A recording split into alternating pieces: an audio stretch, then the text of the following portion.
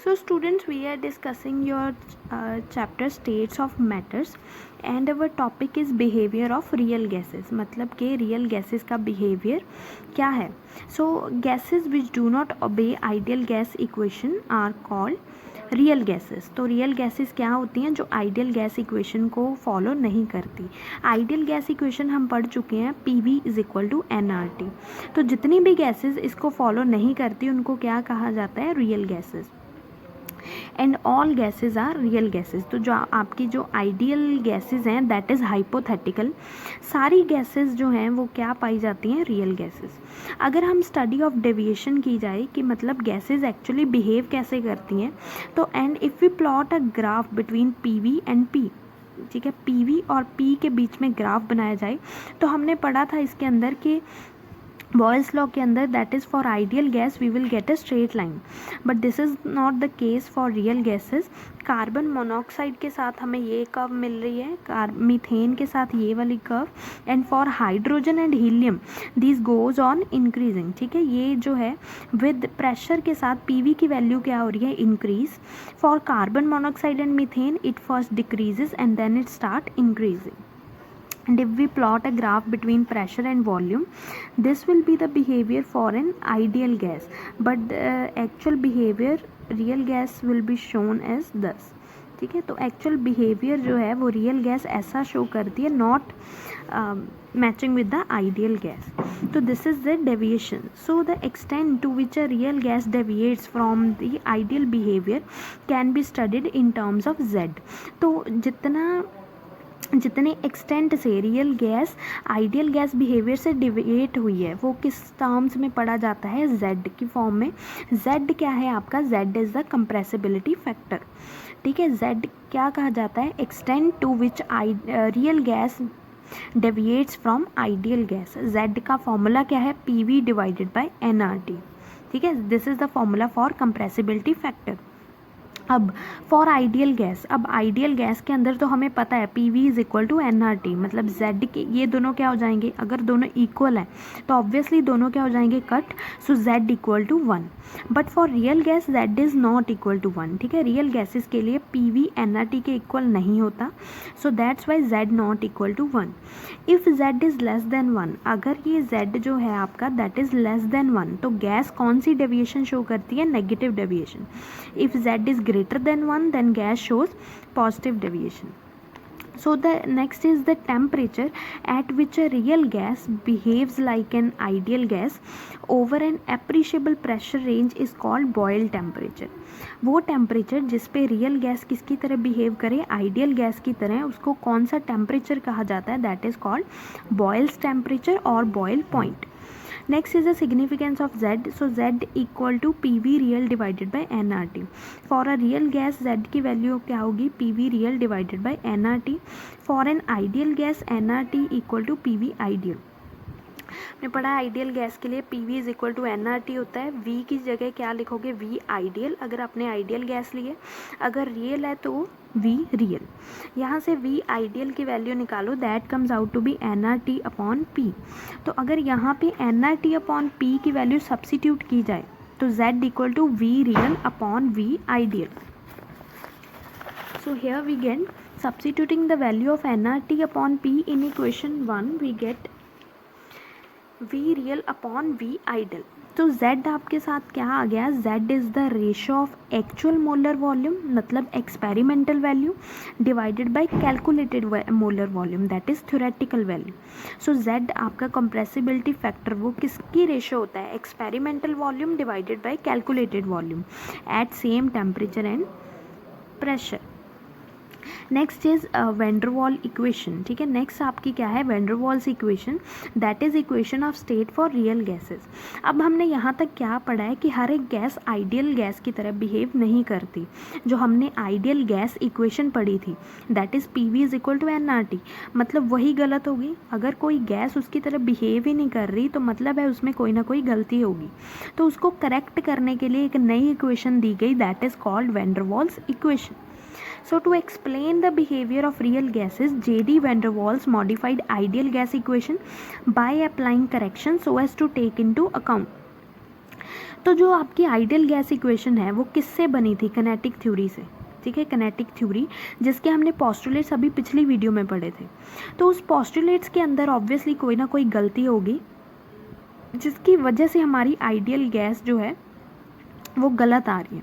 तो वो दो पोस्टुलेट्स कौन से हैं? वॉल्यूम ऑफ गैस मॉलिक्यूल्स, जिस पोस्टुलेट के अंदर हमने कहा था कि गैसेस इतना वॉल्यूम ऑक्यूपाई करती हैं कि volume of each molecule is negligible as compare to the total volume, plus there is no force of attraction and no force of repulsion, so there must be wrong in both of these postulates. So forces of attraction between gas molecules, तो ये दो postulates हैं जो गलत हैं.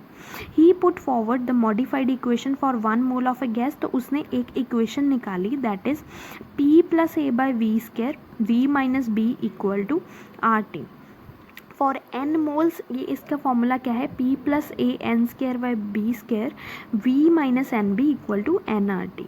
यहाँ पे A and B that are called van der Waal constant, उनको क्या कहा जाता है? Van der Waals constant.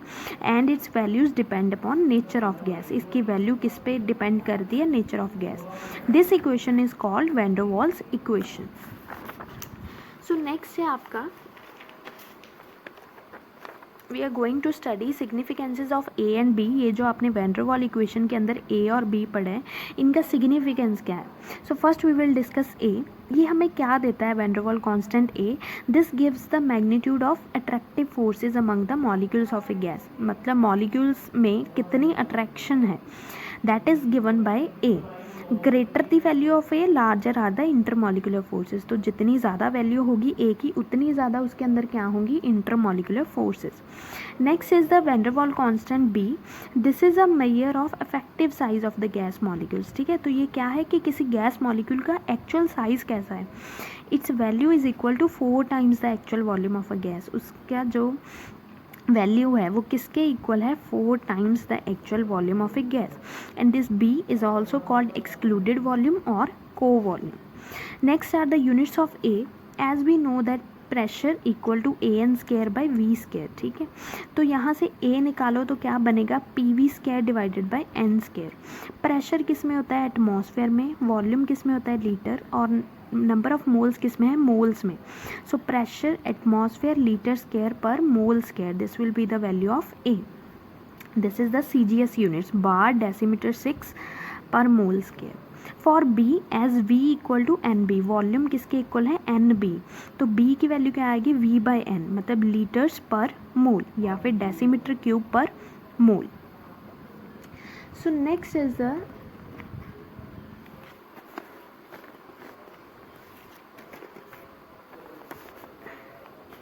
Explanation of behaviour of real gases by van der Waal equation. तो हम एक्सप्लेन करेंगे कि इसके बिहेवियर का, रियल गैसेस का बिहेवियर कैसे वैंडरवाल इक्वेशन के साथ कनेक्ट हो रहा है. तो पहला is at very low pressure. तो जब प्रेशर बहुत लो है, वॉल्यूम क्या होगी? ऑब्वियसली बहुत लार्ज, ठीक है. तो जो correction term a by V square वो क्या होगी? बहुत छोटी. ऑब्वियसली अगर नीचे वाली चीज़ डिनोमिनेटर हाई है तो आपका ये पूरी टर्म क्या होगी? Small. So this can be neglected. Similarly अगर वॉल्यूम बहुत ज़्यादा है तो बी को भी क्या कर सकते हो? नेगलेक्ट. एंड इक्वेशन किस में रिड्यूस होएगी? P V equal to N R T, जो हमने अभी वैंडरवाल इक्वेशन पढ़ी. P plus a by V square V minus b equal to R T, उसमें ए बाई वी स्केयर और बी वाली टर्म को अगर निकाल दिया जाए तो आपके पास ऑब्वियसली क्या बन जाएगी? Ideal gas equation, that is P V equal to R T. So at low pressure real gas behave like a ideal gas. Next at moderate pressure, जब प्रेशर थोड़ा सा मीडियम होगा तब वॉल्यूम क्या करती है? Decrease. And a by V square value क्या करेगी? Increase. And hence it can not be neglected. But volume अभी भी इतना है कि बी को हम क्या कर सकते हैं? नेग्लेक्ट. तो वैंडरवाल इक्वेशन क्या बनेगी हमारी?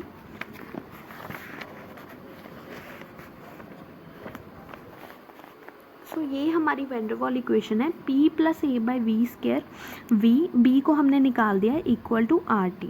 तो जब ये ब्रैकेट्स खोलोगे तो हमारे पास क्या आएगा? P V plus a by V equal to R T.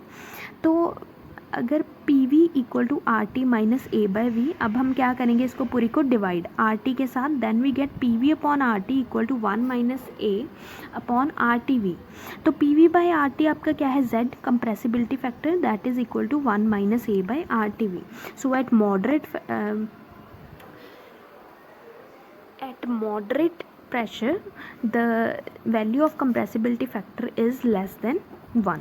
Next is at high pressure, जब आपका प्रेशर क्या होगा, very high, so V is so small that b can not be neglected, volume इतना कम होगा कि बी को आप नेग्लेक्ट नहीं कर सकते, लेकिन ए बाई वी स्क्वायर को आप क्या कर सकते हो, neglect. So the equation reduces to this form, ठीक है, P V minus b equal to R T, P V equal to R T plus P b. वैसे ही सिमिलरली करोगे जैसे ऊपर किया है, पूरी को आर टी के साथ divide, so we get Z equal to 1 plus P V by R T, मतलब कंप्रेसिबिलिटी फैक्टर की value is greater than 1 for high pressure. Next is at high temperature, V is very large, volume बहुत large होता है temperature पे, ठीक है। So both the correction term A and B can be negligible. So at high temperature real gas behave like a ideal gas. So at low pressure and high temperature every gas behaves like an ideal gas. Next is exceptional behaviour of hydrogen and helium. तो compressibility factor इनके लिए always greater than 1 होता है। क्यों? क्योंकि hydrogen और helium इतने small molecules हैं कि इनमें इंटरमॉलिक्यूलर फोर्सेस ऑफ अट्रैक्शन क्या होती हैं, almost negligible. So the term a by V square को ऑब्वियसली ए इतना स्मॉल होगा कि ए बाई वी स्क्वायर को क्या कर दिया जाएगा, नेग्लेक्ट। तो जैसे हमने यहाँ पे ऊपर पढ़ा, सिमिलरली वैसे ही आपका क्या आएगा, compressibility factor is greater than 1. So this is all about your chapter states of matter.